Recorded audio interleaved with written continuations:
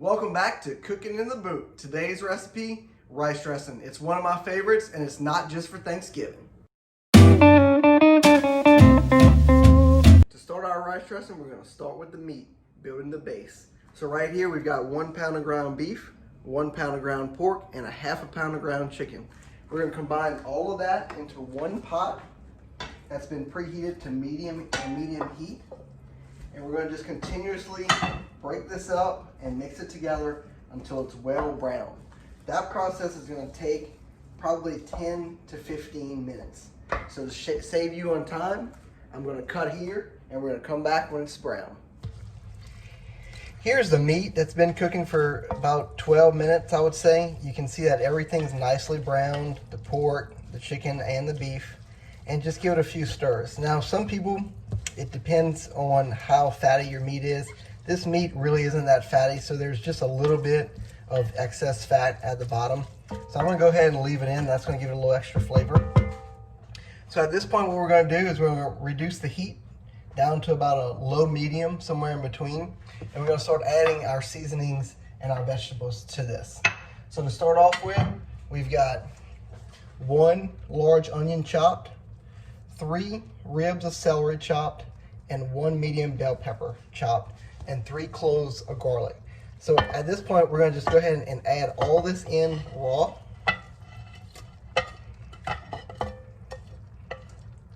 And this is really gonna give it a little bit more liquid and a little bit more flavor.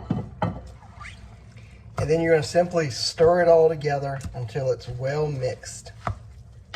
Now, once you have all your vegetables mixed in there well and they're spread out, go ahead and add 2 tablespoons of Creole seasoning and 1/4 cup of beef broth and 1/4 cup of chicken broth. I have them right here, both combined. And give it one more stir. At this point, all there's really left to do is to cook this down on medium-low for 45 minutes. You're gonna see your vegetables start to soften. You're gonna see a little more liquid. Keep it uncovered. That way the liquid can evaporate out.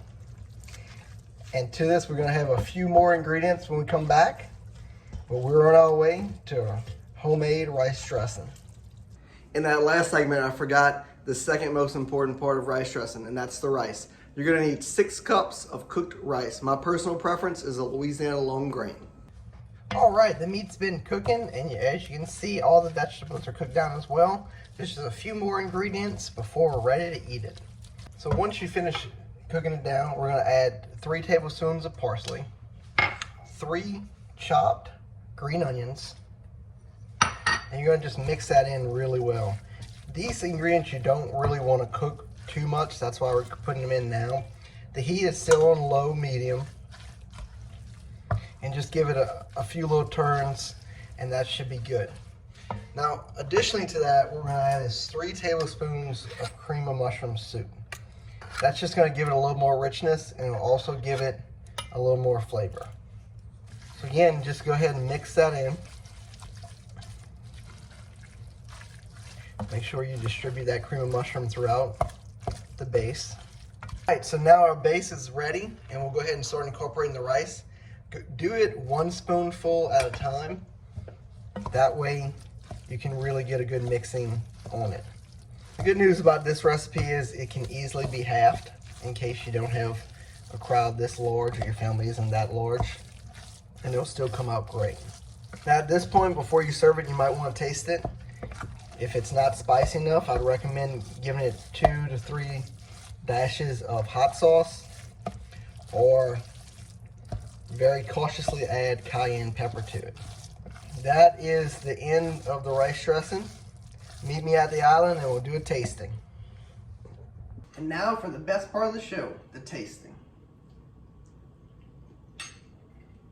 Don't forget, recipes below. I hope you get a chance to make this for yourself or for your family. And if you do, be sure to hashtag Cooking in the Boot. Next week, we're gonna go over the basics of making a roux. And in a couple weeks' time, we're gonna have a very exciting recipe that has a good story attached to it. I call it the labor meal. So be sure to tune in for the next episode of Cooking in the Boot.